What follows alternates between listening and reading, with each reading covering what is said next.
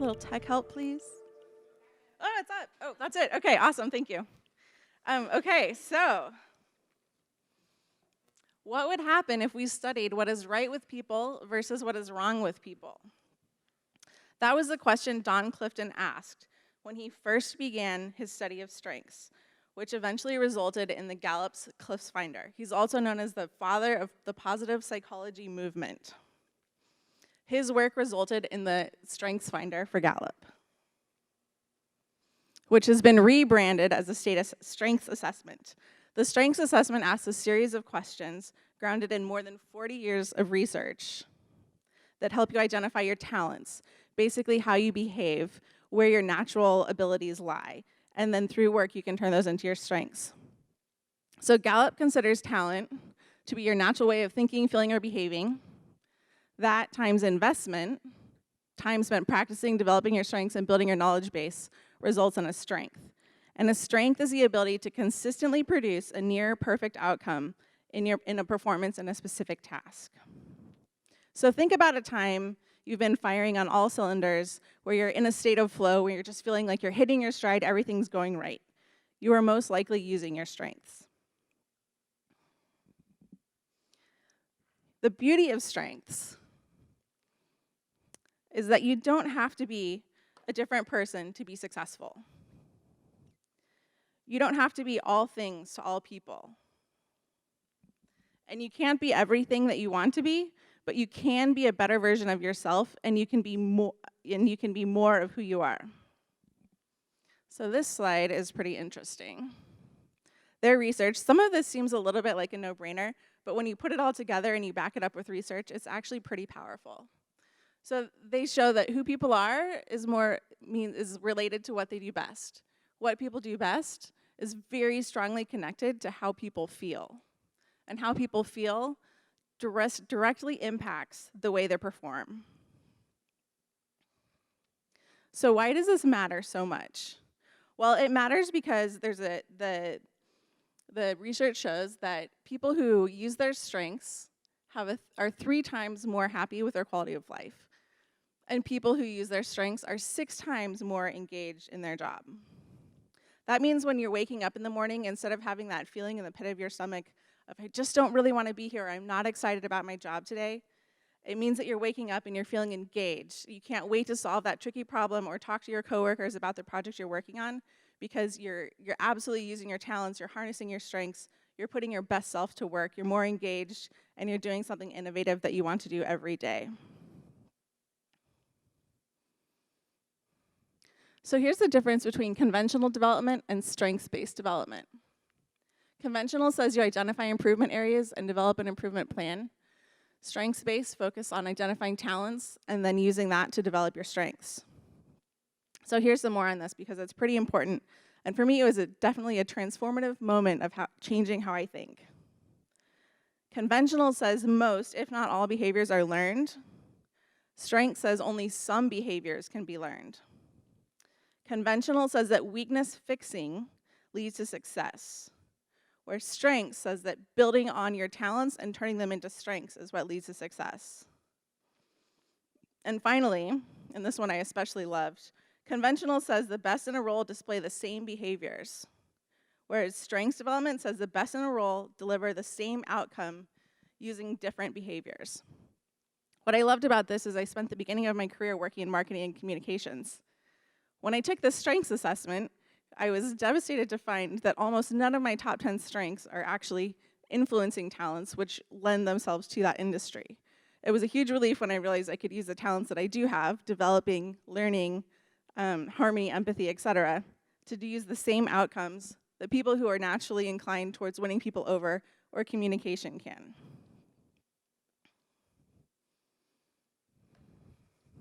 So why does it all matter? Well, we talked a little bit about engagement. So 13% of employees worldwide are engaged in their jobs. And again, this is grounded in Gallup's research. That means 87% of employees are not engaged in their jobs. That's pretty horrifying. If you look around this room, that means most of the people in this room are not really fully engaged in their jobs, although I hope you are. And you're at a pretty cool conference, so maybe you're feeling super engaged today. But in general, But if you remember the earlier slide, 6 times more people are engaged in their jobs. And so there's a correlation between turning your talents into strengths and using those to achieve success in your life. So if you think about the engagement and how it relates to a startup, imagine how much more effective a startup would be if the founders were working together to leverage their strengths and also building a team of people who are working to leverage their strengths. The level of engagement, their productivity, their ability to connect with customers, their ability to achieve a sense of flow is so much larger. Gallup was also so interested in this that they actually wrote a book about it, Born to Build. I don't know if anyone here has read it. It came out just a month, maybe 2 months ago. I've really enjoyed reading it so far. They used the research that they built the strengths assessment on to write this book and examine the various traits of entrepreneurs. Instead of entrepreneurs, they've coined a new term that they call builders. Builders are like entrepreneurs, but more. They not only innovate, they build thriving startups, winning teams, strong community, and better lives. It's not just a business, it's not just an app. It can be someone building a new nonprofit or launching a new theater troupe or whatever it is, but someone who sees something in the world that they want to build and builds it. Builders can come from any walk of life. In fact, we can all be builders. We are all born to build. So the BP10 assessment, the Builder Profile 10, identifies your dominant builder talents and what role fits you best as a startup founder, and also gives you action items to apply your talents. It empowers you to harness your unique talents for success on your builder journey. So they've turned it into 10 basic talents. Here's the list. Everybody has some elements of these. And then from there, they categorize them into 3 other areas: a rainmaker, a conductor, and an expert.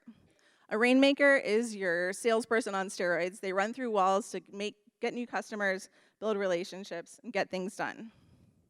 Your conductor is a great manager, someone who talks to the employees, makes sure bills are paid, and basically keeps the lights on, holds the place together.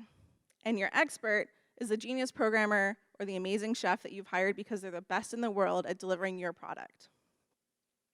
So can you imagine how amazing it would be if a business began with all 3 of these: a rainmaker, a conductor, and expert, and how if they all work together, leveraging each other's strengths, what they can accomplish.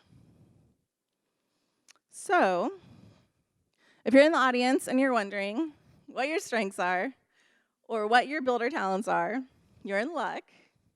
The first 3 people to text that number, 907-382-1881, will receive an access code for either a strengths assessment or a builder profile. I'll leave that up there for just a moment. I know some of you have phones, so you better start texting me. I